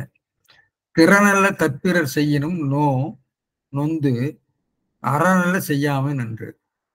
இல்ல, இது எல்லாமே இந்த செயல்களை பற்றி பேசுகிறார். ஒருவன் செய்கிற செயல்களை பொறுத்துக் கொள்வதை பற்றி பேசுகிறார். கடைசி 2 திருக்குறள்ல சொற்களை பொறுத்துக் கொள்ள வேண்டும் என்று பேசுவார். எனவே இன்னொரு திருக்குறளையும் வந்து 4 திருக்குறள்களை வந்து செயல்களை எப்படி பொறுத்துக் கொள்ள வேண்டும், பொறுமையில செயல்களை கண்டு பொறுத்துக் கொள்வது, இறுதியாக சொற்களை பொறுத்துக் கொள்வது. திறனல்ல தற்பிறர் செய்யணும், செய்தல், நொந்து அறநல்ல செய்யாமல். இதற்கு எப்படி பொருள் சொல்றாங்கன்னு பார்ப்போம். தகுதியல்லாதவற்றை தனக்கு பிறர் செய்தாராயினும், திறன தகுதி அல்லாதவற்றை தனக்கு தற்பிறர் தன் அப்படிங்கிறது தட் என்று திரிந்து நிற்கிற போது அந்த தன் என்பது வேற்றுமையற்ற வடிவமாக மாறுகிறது. அந்த வேற்றுமை பெரும்பாலும் 2ஆம் வேற்றுமைக்கு தான் அப்படி வரும். ஆனால் 4ஆம் வேற்றுமையை இவர்கள் எடுத்திருக்கிறார்கள். தனக்கு பிறர், தற்பிறர் என்பது தன்னை பிறர் சொல்லாம தனக்கு பிறர்னு சொல்லியிருக்காங்க. பிறர் செய்தாராயினும் அவற்றை தானும் செய்தால் அவருக்கு உளதாம் நோவுக்கு நொந்து. நோ அப்படிங்கிறது நோவுக்கு நோதலுக்கு நொந்து. யாருக்கு நோதல்? அவர்களுக்கு வர்ற வருத்தத்துக்கு நொந்து வருத்தப்பட்டு அறமல்லாதவற்றை செய்யாமை நன்று. அறநல்லாதவற்றை, அல்லங்கிறது அறநல்லாதவை, அல்ல என்ற 2 இடத்திலும் குறிப்பு வினையால் அடைந்து அறநல்லாதன திறனல்லாதன நன்று என்று சொல்லியிருக்கார். செய்யாமை நன்று. பரிமையாளர் திறனல்ல தன் பிறர் செய்யணும் பிரிச்சு போட்டிருக்காங்க. செய்யத்தகாத கொடியவற்றை, திறன் அல்லங்கிறது கொடியவற்றை நடக்கிறார். திறன் அல்ல, செய்யத்தகாத கொடியவற்றை தன் கண் என்று சொல்லி இவர் வந்து 7ஆம் வேற்றுமை எடுத்திருக்கார். தன் கண் அவர் தனக்குன்னு எடுத்திருக்கிறார். பிறர் செய்தார். இதுல ஒரு சின்ன சிக்கல் இருக்கு. தன்கண் அப்படின்னு எடுத்தது இந்த 7 4 வந்து இடப்பொருள்ல வரும். நாளைக்கு ஊருக்கு வடக்குங்கிறது இடத்துல 4ஆம் வேற்றுமை வந்து இடப்பொருள்ல வரும். அதனால தனக்குங்கிறது தன்கண் என்று பொருள் சொல்லலாம், அது ஒன்றும் தப்பு இல்லை.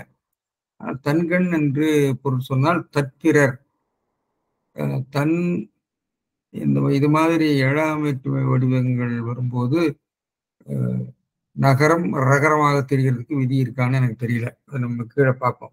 பிறர் செய்தாராயினும் நோ நொந்து, நோ அப்படிங்கிறதுக்கு நோவு, அவர்களுக்கு ஏற்படுகிற நோவுங்கிறது முதல்நிலை தொழிற்பெயர்.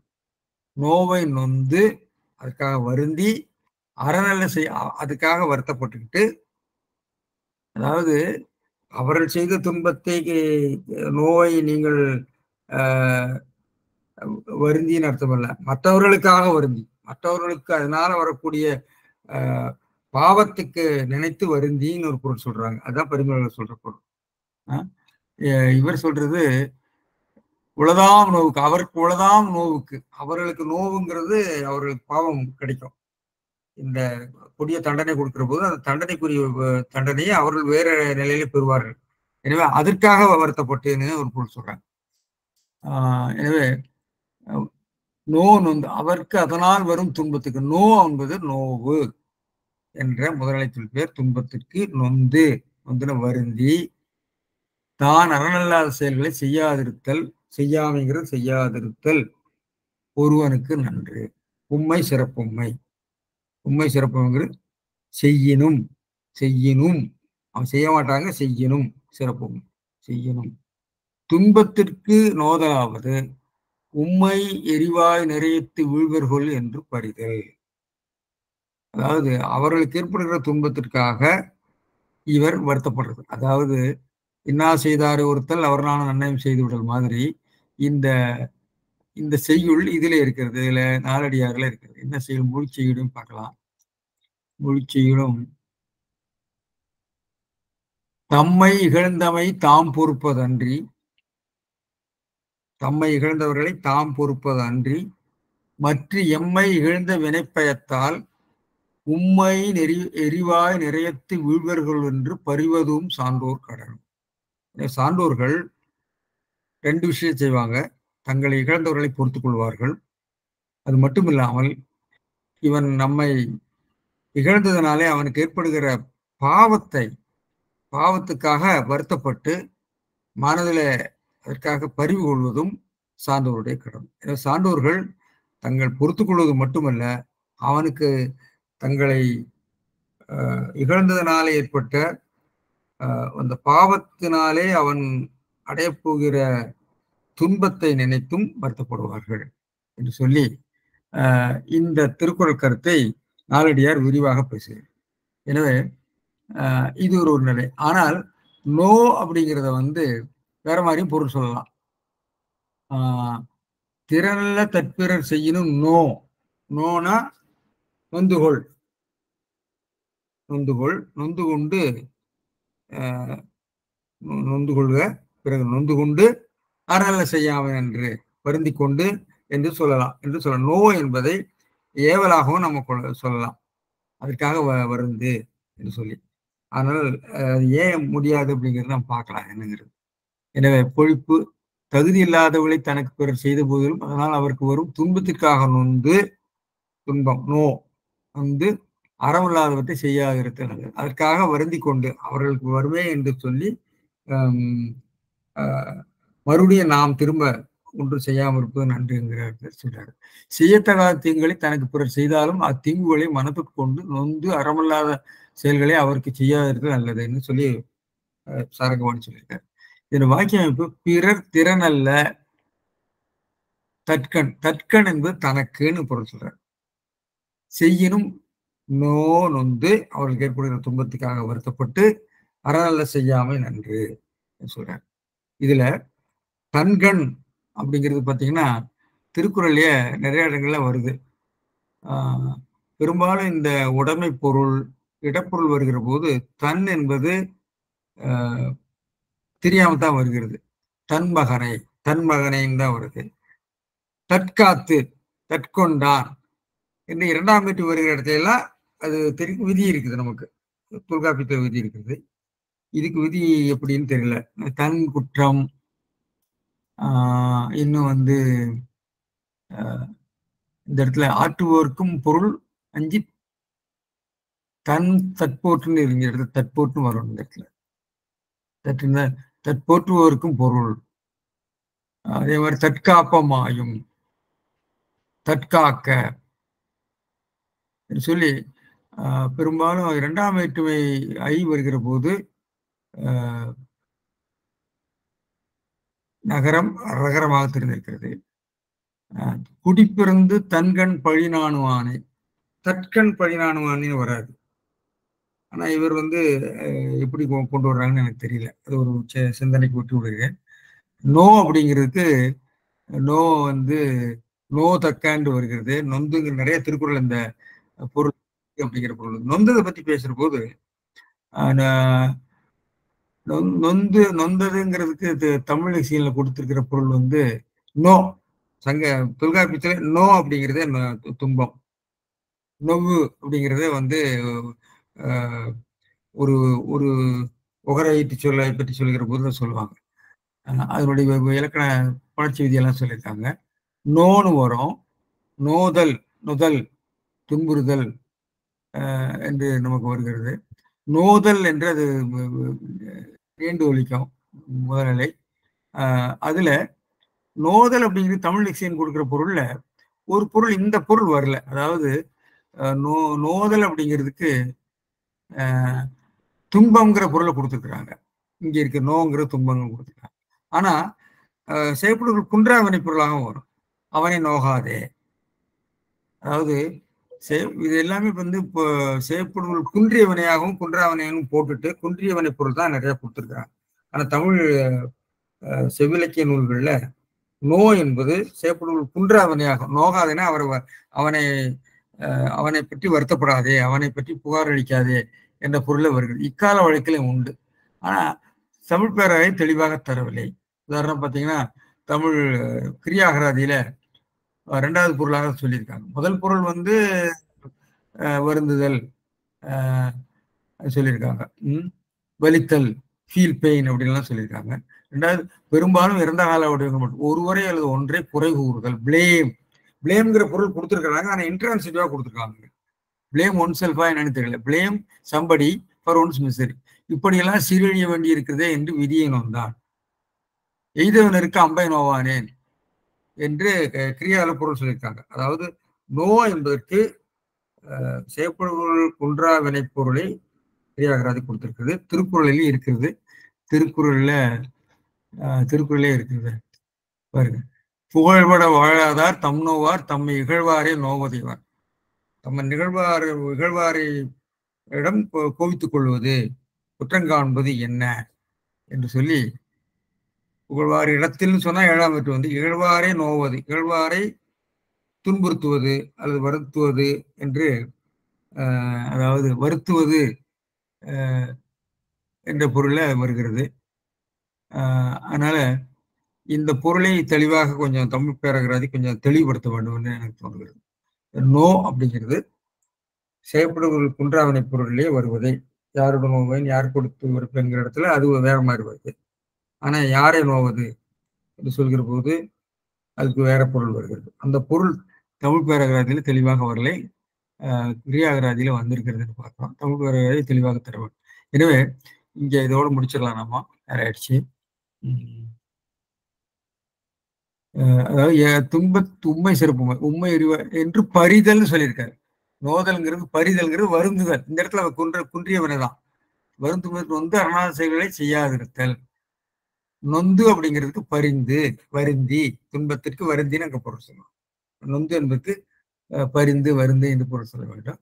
எனவே இந்த திருக்குறளையும் பார்த்தீங்கன்னா முதல் திருக்குறள்ல நம்ம பார்த்த திருக்குறள்ல உலகம் பொறுத்தவரையும் பொறுத்தவரையும் எப்படி கருதுகிறதுங்கிறது. இங்க பொறுக்கப்பட்டார் அல்லது அதாவது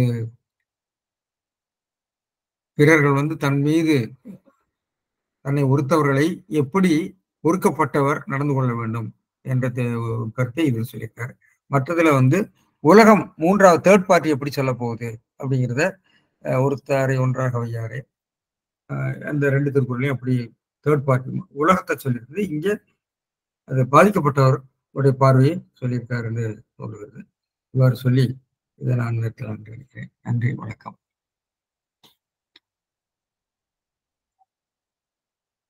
போயிட்டு வந்தோம் வந்தது. சரி சரி. இந்த உரையில வந்து நம்ம தமிழ்ல வந்து இந்த பொதி அப்படிங்கிற சொல்லு இருக்கு.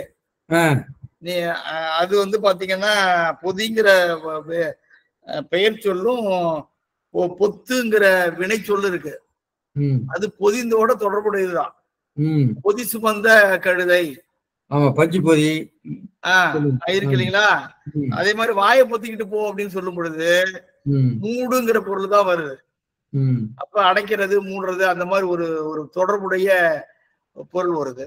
அது ஒரு கருத்து சொல்லணும்னு நினைச்சேன். அப்புறம் இந்த அடுத்த குரல்ல அதுக்குள்ள ஒரு போன் வந்துட்டு எனக்கு. அதனால அடுத்த குரல்ல அது வந்து நீங்க சொன்னது ஃபோர் கிரவுண்டிங் டெக்னிக்னு சொல்லுவோம் நாங்க ஸ்டைலிஸ்டிக்ஸ்ல. அதாவது இந்த அடுத்த குரல் எந்த குரல்ல சொன்னீங்க பாருங்க. உண்டாவது. ஆமா, உண்டாம். பொறுத்தாருக்கு பொருத்தும் துணையும் புகழ். அதுலதான் அடுத்தது வந்து அந்த குரல் சொன்னீங்க இல்லையா? அது வந்து ஃபோர் கிரவுண்டிங் டெக்னிக்னு சொல்லுவோம். அதாவது ஒரு பொருளை முதன்மைப்படுத்துறதுக்கு அத அந்த தொடரை எடுத்துக்கொண்டு வந்து முன்னாடி வைக்கிறது. நீங்க ஏதோ சொல்ல வந்தீங்க. அதான் சொன்னேன். அதுதானே சொல்ல நினைச்சீங்க நீங்க? சொல்லிட்டேன், நான் சொன்னேன். அதுதான். இதுல இன்னொரு இடத்துல அந்த இதுலயே இந்த நம்முடைய சிலப்பதிகாரத்திலேயே நம்ம கோவலன் வந்து பாண்டியனுக்கு முன்னாடி போகும்போது சிலம்பை வந்து ஒரு துணியில பொதிஞ்சு வச்சிருக்கான். அவன் முன்னாடி போய் பொதிவாயை அவிழ்த்தனன், பொதிவாயை அவிழ்த்தான் என்று சிலப்பதிகாரத்துல வரும். அந்த சிலம்பை கொண்டு போகும்போது ராஜாட்ட போறது இந்த ராஜாட்ட எல்லாம் அந்த இவங்கிட்ட கள்ளங்கிட்ட பொதிவாய் அவிழ்த்தனன். இந்த முடிச்ச மூட்டை கட்டிட்டு போறான், அந்த மூட்டையை அவிழ்க்கிறான் அப்படின்னு வரும். பொதிதான் மூட்டைங்கிற பொருள் வருது. ஆமா, பொதிவாய் அவிழ்த்தனன் அப்படின்னு வரும்.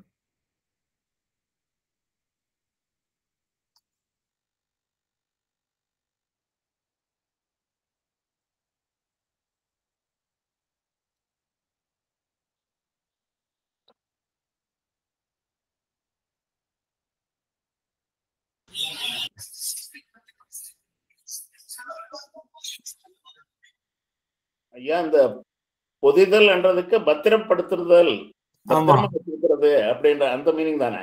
அந்த மீனிங் தான் நம்ம அடிப்படை இன்னைக்கு கொள்ளணும். இங்க அப்படித்தான் கொள்ளணும். பாதுகாப்பா பிரிசர்வ் பண்றது, அந்த மீனிங்ல வரும். ஆமா, ஆங்கிலத்துல. இன்னொன்னு இந்த அதாவது ஒருத்தாரை தண்டித்தவர்களை பொறுத்துக் கொள்வது அப்படின்றது வந்து ரெண்டு தனி மனிதர்களுக்கு உள்ள அது வந்து சரியா இருக்கலாம். ஆனா ஒரு அரசு அல்லது ஒரு நிறுவனம் அவங்க வந்து தண்டிக்கும் போது அந்த தண்டனையை வந்து தட்டி கேட்கறதும் எதிர்க்கிறதும் அதுதான் ஒரு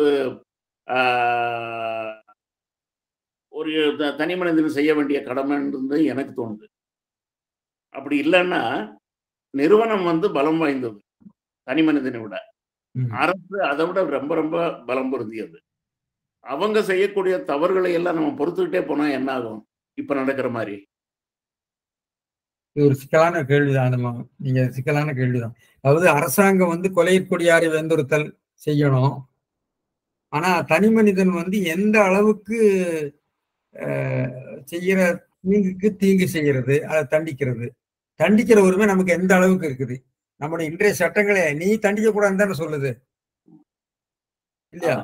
ஆமா, அது அடிப்படை அங்கதான் வருதுன்னு நினைக்கிறேன். அதாவது அவன் அடிச்சுட்டான், அதுக்காக நான் கொலை பண்ணேன் அல்லது ஏதாவது செய்தேன்னு வருது இல்லையா? அதான பிரச்சனையை கோர்ட்ல போடுறது.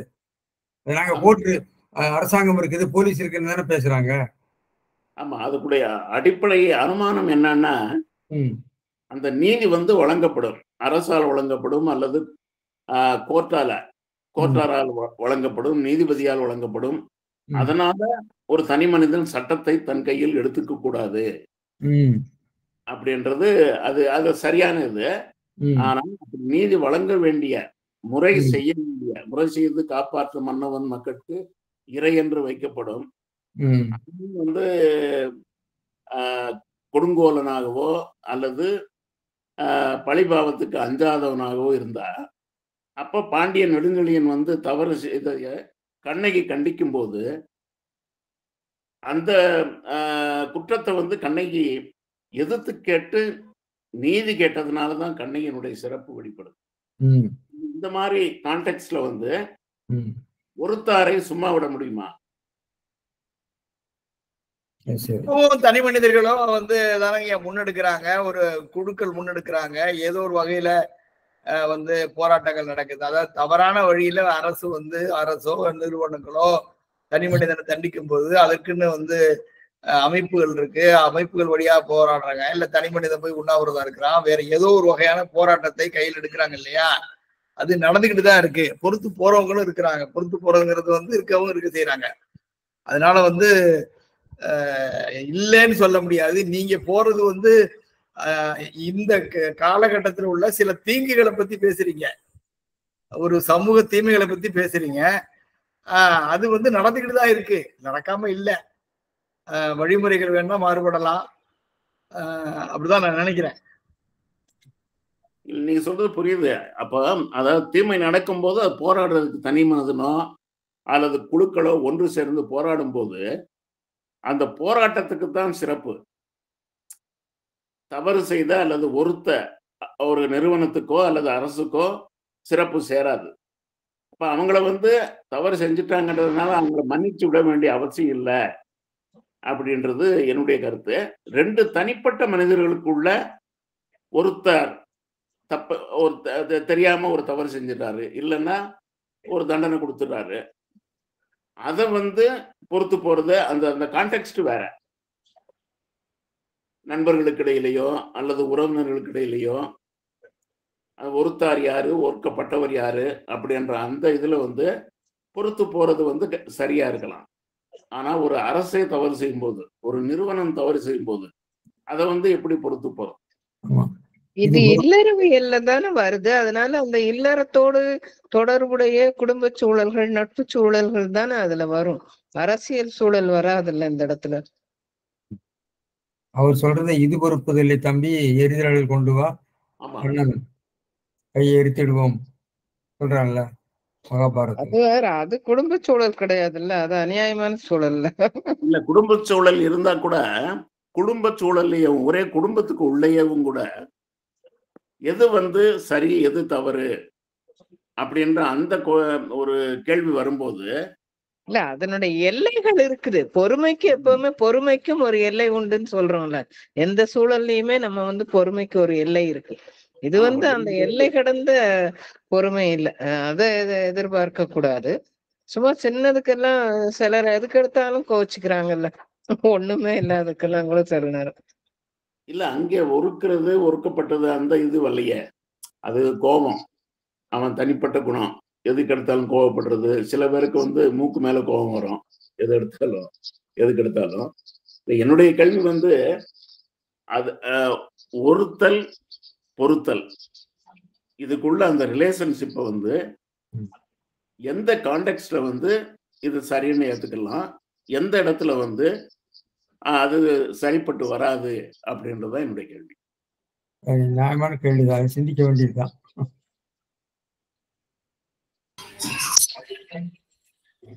அவ்வளவுதான். மாதையன் சார் ஏதோ சொல்றாரு சார். வணக்கம் சார். சொல்லுங்க சார். மாதையன் வந்து நீங்க பொதி சொன்னீங்க இல்லையா, பொதிதல் என்பது. அது பொதிந்து வைன்னு ஒரு பதிவு இருக்கு லெக்சிகன்ல.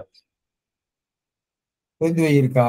ஆமா. அதுல வந்து யாழ்ப்பாணத்து மாணிப்பாய் அகராதிய மேற்கோள் கொடுத்திருக்காங்க. என்ன பொருள் கொடுத்துருக்காங்க? நான் கவனிக்கலையே. இடைவிடாது மனத்துள் கொள்ளுதல் அப்படின்னு இதுல வர்றது. ஆனா யாழ்ப்பாண அகராதியில இந்த மேற்கோள் இல்ல போல இருக்கு. அவங்க அந்த மேற்கோள் கொடுக்கல. திருக்குறள்ல வந்து பொதிய கீழே கொண்டு வந்திருக்காங்க. இப்ப நம்ம தமிழ் லெக்சிகன்ல, தமிழ் பேராகிராதியில பொதிந்து ஒய் அப்படிங்கிற அந்த பொருளை பொதி அப்படிங்கிற தலைப்பு சொல்லு கீழே கொண்டு வந்திருக்காங்க. இல்ல சார், தனியா பதிவு இருக்கு இதுல. பொதியில தமிழ் பேராகிராதியிலே இருக்கா? தமிழ் பேராகிராதியிலே இருக்கு பொதிந்து வைன்னு. ஆனா அந்த பொருள் அங்கேயும் கொடுத்திருக்காங்களே. அங்கதான் இடைவிடாத மனத்துக்கொள்ளுதல் யாழ்ப்பாண தகராதின்னு கொடுத்திருக்காங்க. இதுலயே இருக்கு, அப்படித்தான் இருக்கு சார். இங்க பாருங்க, பொதிதல்னே இருக்கா? பொதியில என்ன இங்க கொடுத்திருந்தேனே, எங்க எங்க இதுல இருக்கு, எந்த இடத்துல வருது, தமிழ் பேரகராதியிலிருந்து நான் கொடுத்துருந்தேன். இருங்க, பொதிதல் பொதிதல். அது இந்த குரலை கொடுத்திருந்தாங்கன்னு நினைக்கிறேன். ஓஹோ, இதுல விடுதலை 9 பொதிந்துன்னு இருக்குது பாருங்க, சேமித்தல்ங்கிற பொருள் கொடுத்துருக்காங்க பொதிதல்ல. அதுல பொதிந்து வைன்னு தனியா ஒரு என்ட்ரி போட்டிருக்காங்களோ? பொதிந்து வைத்தல்னு யாழ்ப்பாணத்து மாணிப்பாய அகராதியில இருந்து கொடுத்திருக்காங்க. அப்புறம் இந்த ஆகு பெயர்கள் இருக்குல்ல சார், ஆமா, இந்த ஆகு பெயர்களையும் பொருளா கொடுத்திருக்காங்க லெக்சிகன்ல. இந்த உலகம் என்பதுல நன்மக்கள்னு கொடுத்து திருமுருகாற்றுப்படை 124 கொடுத்திருக்காங்க. சீவராசிகள்னு கொடுத்து உலகம் உவப்ப அந்த அடியை கொடுத்திருக்காங்க. அதே போல ஊர்ல ஊரும் அயலும் சேரியும்னு இலக்கண விளக்கத்துல இருந்து 563வது நூற்பா மேற்கோளை கொடுத்திருக்காங்க. ஊரும் அயலும் சேரியோரும்னு வருது. ஆனா அயல்ல இந்த பொருள் கொடுக்கல. ஓஹோ, அயலவர்னு பொருள் வரணும் இல்லையா? ஆமா ஆமா, அது ஆகு பேர் தான், அதை கொடுக்கல அவங்க. இந்த மாதிரி சில இடங்கள்ல கொடுத்திருக்காங்க. இந்த ஆகு பெயரையும் பதிவா கொடுத்திருக்காங்க, பொருளா கொடுத்திருக்காங்க. அதற்கு பிறகு நீங்க சொன்னீங்க இல்லையா, நோ என்பதுல நோதல். இந்த நோதல் என்பதுல பென்சுல் அகராதியில இந்த பொருள் கொடுக்கல. தெய்வத்தை நொந்தென்ன, நம்மை நாம் நோக வேண்டும், ஒருவனை நொந்து கொள்ள அப்படிங்கிற 3 அந்த தொடர்களை கொடுத்திருக்காங்க அந்த பதிவுக்கு கீழே. ஆனா அதை வந்து இன்ட்ரான்சிட்டிவா தான் எடுத்திருக்காங்க, டிரான்சிட்டிவா இல்ல. குற்றம் சொல்றது தானே டேட்டாலே இருக்கு, ஆனா அதை மீனிங்ல கொண்டாந்து சேர்க்கல அவங்க. டிரான்சிட்டிவ் மீனிங்க கொண்டு வந்து சேர்க்கல. அது அவங்க டேட்டாவே அதுல முரண்பாடா இருக்கு. அப்புறம் நீங்க இந்த அந்த நகரம் ரகரமாதல் இருக்குல்ல சார், அது யூனிஃபார்மா சங்க இலக்கியம் முழுக்க மற்ற இலக்கியங்கள்லயும் அந்த 2ஆம் வேற்றுமை வந்தா ரகரமா செஞ்சு போகும். தெய்வம் தொழால் கொழுநற்றொழுதெழுவாள்னு வரும். இந்த மாதிரி எல்லா இடங்களையும் சிஸ்டமேட்டிக்கா இருக்கு. அந்த சந்தி குறியீட்டு விளக்கம் இருக்கு இல்லையா, மரே ராஜம் போட்டதுல, அதுல இந்த விஷயங்கள்லாம் கொடுத்திருக்காங்க அவங்க. எப்படி நாங்க அந்த இடத்துல எல்லாம் சந்தி பிரிக்கலன்னு கொடுத்திருக்காங்க. சந்தி பிரிச்சா அந்த இது போயிடும் இல்லையா, அந்த மீனிங் போயிடுங்கிறதுனால அதெல்லாம் பிரிக்காம அப்படியே அவங்க பதிப்புல கொடுத்திருக்காங்க. ஆனா இன்றைக்கு உள்ள பதிப்புகள்ல அது எல்லாம் பிரிச்சு எடுத்துட்டாங்க. எந்த இடத்துல போடணும் எந்த இடத்துல போடக்கூடாதுங்கிறது. அதனால இந்த மரபான சந்தியோடு கூடிய ஒரு பதிப்பை நம்ம கொண்டு வர வேண்டிய கட்டாய தேவை இருக்கு. எதிர்காலத்துல வேற மாதிரி போயிடும். பிஆர்எஸ் ஒரு கட்டுரையில இருக்கிறது. பேராசிரியர் பொற்கோ இந்த குரலை சொல்லிதான் எங்களுக்கு அந்த இலக்கணமும் இலக்கியத்தின் வழி இலக்கணம் கற்பித்தல்னு ஒரு ரெப்பர்சர் கோர்ஸ் சென்னையில நடந்தது.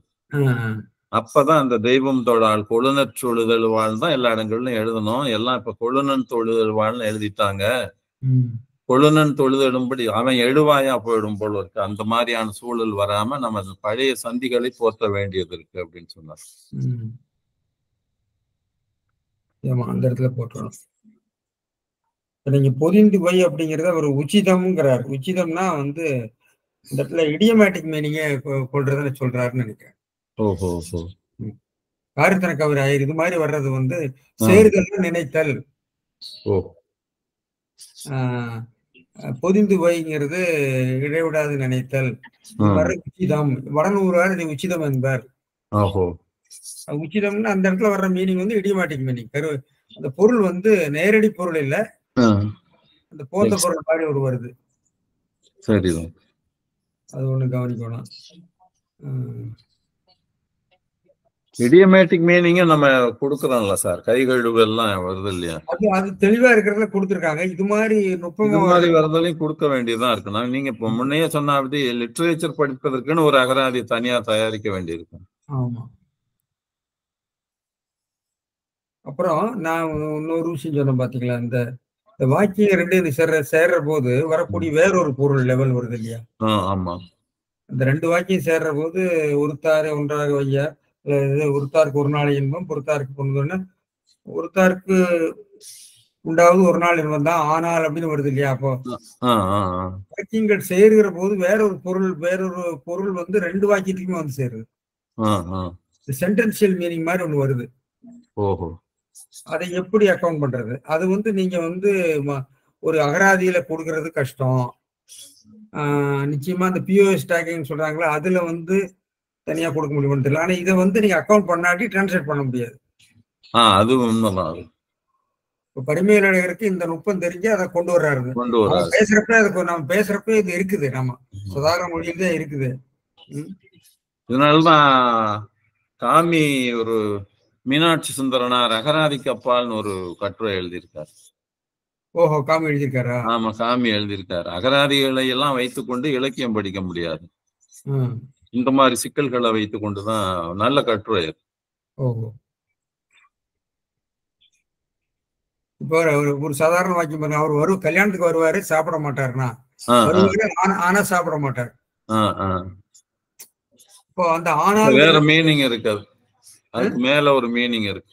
ஆமா, அது எப்படி கொண்டு வர்றது? அதை கொண்டு வந்து ஒரு விகார வாக்கியமா இருக்கு, அல்லது எப்படி சொல்றதுன்னு தெரியல. அது வந்து நம்ம வருவாரு ஆனா சாப்பிட மாட்டாருன்னு சொல்லலாம். வருவாரு சாப்பிட மாட்டாரு, எலிப்சிஸ் இருக்கு இல்லையா, விகாரத்தால் தொக்கு இருக்குது. இப்ப இத வந்து வாக்கியங்களுக்கு இடையே உள்ள தொக்கு இருக்கிறது. சரிதான். நம்ம எச்சத்துல கொண்டு வர முடியல சார். எச்சத்துல நீங்க ஒரு வாக்கியத்துல தானே எச்சம்ங்கிறாங்க. மீனிங் நம்ம இந்த இதெல்லாம் அந்த குறிப்பு பொருள்கள்ல வருது இல்லையா, எடுக்கணுங்கிறாங்க உரையாசிரியர்கள். உரையாசிரியர்கள் வந்து சொல்றப்ப ஒரு வாக்கியத்துக்குள்ள வர்றதுதான் இதெல்லாம் அப்படிம்பாங்க. அது தேவிச்செல்லையர் என்னமோ ஒரு இடத்துல பேசுவார்னு நினைக்கிறேன், எனக்கு நினைவில்லை. ஆனா இது மாதிரி வர்றது எப்படி 2 வாக்கியங்களுக்கு இடையில வர்றது வந்து அது லாஜிக்கல் மீனிங்கா வருது. இப்ப நமக்கு இந்த உள்ளுரை இறைச்சி எல்லாம் அதே மாதிரி தானே சார்? அது வந்து வெளியே போயிடுது. வெளியே போனாலும் உங்களுக்கு அது இல்லாம அந்த பாட்டினுடைய பொருளை விளங்கி கொள்ள முடியாது. அது வந்து ரெட்டாரிக்கலா போயிடும் சார். அது வந்து லிங்குஸ்டிக் மீனிங்கான்னு சொல்ல முடியாதுன்னு நினைக்கிறேன். ஷார்ட் லிங்குஸ்டிக், அது வந்து ரெட்டாரிக்கல் மீனிங், அணிநிலையில வரக்கூடிய பொருள். அது இந்த முன்னம்னு ஒண்ணு சொல்றாருல்ல சார், அது எல்லாமே நீங்க வந்து எல்லாம் வெளியே போயிருது இல்ல. அதாவது அதனாலதான் அந்த லெவல்ஸ் நினைச்சிருக்காங்கன்னு நினைக்கிறேன். வெளியே போனாலும் அந்த மெயின் சென்டர் மெயின் பார்ட்டோட தானே சேர்ந்து நிக்குது. அது இல்லாம அந்த மெயின் பார்ட்டுக்கு மீனிங்கே வராது சார். ஆமா, அதாவது என்ன சொல்றாங்கன்னா, நீங்க வந்து இது மாதிரி வரக்கூடிய பொருள் எல்லாம் வந்து சமஸ்கிருத இலக்கணங்கள்ல வந்து அலங்காரத்துல பார்க்கலாம் அப்படின்னு பிரயோகத்துல ஒரு இடத்துல சொல்லுவாரு. சரி, இது மாதிரி நீங்க அதாவது லெவல்ஸ் வந்து இப்போ வந்து சொல்லுக்கு பொருள், வாக்கியத்துக்கு பொருள், வாக்கியங்களுக்கு இடையில உள்ள பொருள், அதுக்கு மேல இருக்கக்கூடியது போறப்ப நீங்க லிங்குஸ்டிக் டொமைன்ல இருந்து வெளியே போயிருது. லிங்குஸ்டிக்ஸ் டொமைன் எதை சார் சொல்றீங்க இப்போ? அதாவது அந்த மொழியினுடைய கட்டமைப்புகள் இருந்து வரக்கூடிய அந்த குறிப்பெச்சம் நீங்க சொல்றீங்கல்ல, குறிப்பெச்சம் அதுல போயிருது இல்ல. குறிப்பெச்சம் எல்லாம் வர்ற போது ஆனா பொயிட்ரின்னு வரும்போது நீங்க இந்த சொற்பொருளையோ இதுலயோ அடக்க முடியுமாங்கிறதான் கேள்வி. அதனாலதான் அணின்னு ஒண்ண வச்சுக்கிட்டாங்க அவங்க. ஆமா, அது வந்து ரிட்டாரிக்கல் லெவலுக்கு போயிருது. ஆமா, பார்ட் ஆஃப் த பொயிட்ரி தானே சார் அதுவும் உங்களுக்கு. அப்ப இலக்கியம் படிப்பதற்கும் பொது மொழி படிப்பதற்கும் உள்ள வேறுபாடு அதுலதான் இருக்கு. இலக்கியம் மட்டும் இல்ல, சாதாரணமா நீங்க பேசுறப்ப கூட அந்த துணி வந்துருது இல்லையா. நம்ம வந்து அது இயல்பான பயன்பாடா தானே சார் இருக்கு நம்மகிட்ட. ஜாட பேச்செல்லாம் இருக்குல்ல சார், ஜாட பேச்சு, ஜாடைன்னு சொல்லுவாங்கல்ல. சரிதான். வைத்துக்கொண்டு வேற மாதிரி பேசுற போது அது வேற பொருள் பண்ற மாதிரி வருது இல்லையா. சரி, அத வந்து உங்களுக்கு எல்லாம் அணியில தான் கொண்டு வர்றாங்க. அர்த்தாந்தர நியாசம். அர்த்தாந்தரம்னா அர்த்தம் வெளியில இருக்குதுன்னு அர்த்தம். வெற்றி பொருள் வைப்பணி, அதான் அணிக்குள்ள வந்துருது. அதாவது 2 வாக்கியங்களுக்கு இடையில ஒரு சொல் வந்து இல்லாம இருக்கும். அந்த சொல் இல்லாமலே அந்த சொல் இருந்தா என்ன பொருளை கொடுக்குமோ அந்த பொருளை வந்து குறிப்பா எடுத்து காட்டுறது. இப்ப உதாரணமா நம்ம யோகியர் வராரு சொம்ப தூக்கி உள்ள வை அப்படின்னு ஒரு சேயிங் இருக்கு தமிழ்ல. ஆ, யோகியர் வந்துட்டு இருக்காரு, சொம்ப ம், தூக்கி உள்ள வையே ம், அப்படின்னா ம், அவருடைய யோகியதை பத்தியும் ஒரு கமெண்ட். ம், அதே மாதிரி எதுக்காக சொம்பை எடுத்து உள்ள வைக்கணும் அப்படின்றதும் ஒரு இது இருக்குது. ம், இங்கிலீஷ்ல வந்து இதை வந்து என்ன சொல்லுவாங்கன்னா, ஆஹ், அதாவது ஆன்டிதெட்டிக்கல், ம், சஜஸ்டிவ். ம், அப்ப அந்த மீனிங் வந்து அந்த ரெண்டு வாக்கியங்கள் தனியா இருந்தா கூட மீனிங் ம், வந்து வந்துடும். ம், ஆனால் பட் இந்த மாதிரி இதுக்கு வந்து அந்த அந்த இதுக்கு இடம் இல்லாம இருக்கும், அதோட எஃபெக்ட் வேற மாதிரி இருக்கும். ம், இன்னொன்னு அதை திரும்ப திரும்ப சொல்லும்போது முதல்ல நம்ம என்ன சொன்னோமோ அந்த மீனிங் வந்து கம்ப்ளீட்டா அதனுடைய எதிர்மறையா அல்லது ரிவர்சலா மாறி போகும். ம், உதாரணம் ஜூலியஸ் சீசர்ல மார்க் ஆண்டனி வந்து ம், புரூட்டஸ் பற்றி சொல்லுவான், ம், இஸ் an honorable man அப்படின்ட்டு. ம், அப்ப போகும்போதும் சொல்லிட்டே வருவான், சீசர் வந்து எப்படிப்பட்ட ஆளு, என்ன மாதிரி தியாகங்கள் எல்லாம் பண்ணான், ம், யாருக்காக ரோமுக்காக என்னென்ன கொடுத்தான் அப்படின்னு சொல்லிட்டு. இருந்தாலும் சீசர் வந்து ஆம்பிசியஸ், அதாவது பேராசை பிடிச்சவன் சொல்லி ம், புரூட்டஸ் சொல்றாரு. And Brutus is an honorable man இப்படியே சொல்லிட்டு போய் கடைசியில 3வது தடவை Brutus is an honorable man போது ம், கூட்டம் அப்படியே புரூட்டஸ் மேல பாஞ்சிரும், ஓஹோ, அடிக்கிறது. அந்த எஃபெக்ட், அந்த பேச்சோட வன்மை வந்து அந்த மாதிரி மாறுது. ம், அப்போ ஒரே ஒரே ஒரு இதுதான் வாக்கியம்தான், ம், அது படிப்படியா படிப்படியா வந்து அதனுடைய வேலையை எப்படி காட்டுதுன்றது வந்து ஷேக்ஸ்பியர்ல ரொம்ப அருமையா வரும் அது மார்க் ஆண்டனியோட உரையில. ம், அதே மாதிரி நிறைய இடங்கள்ல வந்து முதல் சென்டென்ஸ் வந்து சாதாரண, ம், அடுத்த சென்டென்ஸ் வந்து கம்ப்ளீட்டா வேற மாதிரி ஒரு மீனிங்கை வந்து கொடுத்துரும். ம், அதை இணைக்கக்கூடிய அந்த வார்த்தை வந்து இல்லாமலே அந்த வார்த்தை என்ன சொல்லணுமோ அது வந்து புரிஞ்சு போகும் நமக்கு. ம், இது ஆனா இதுக்கு வந்து தமிழ்ல எப்படி சொல்லுவாங்கன்னு எனக்கு தெரியல. ம், அணி, அதாவது அணி அலங்காரம்னு சொல்லலாம், ம், அணி இலக்கணத்துல வந்து ஒரு பகுதி அப்படின்னு சொல்லலாம். அப்படி சொன்னாலும் அது எந்த எந்த வார்த்தை வந்து அதை விளக்கும்ன்றது எனக்கு தெரியல. ஏன்னா இல்ல, தமிழ்ல அந்த அளவுக்கு எனக்கு தமிழ் இலக்கணத்துல பாண்டித்தியம் கிடையாது. நீங்க சொல்ற விஷயங்கள் தமிழ்லயும் சொல்றாங்க. அது வந்து சொற்பொருள் வந்து பல வழிகள முரண்பட்ட பொருள். நீங்க சொன்னீங்க யோக்கியர் வர்றாருன்னு சொன்னா அயோக்கியர்னு அர்த்தம் ஆமா இல்லையா?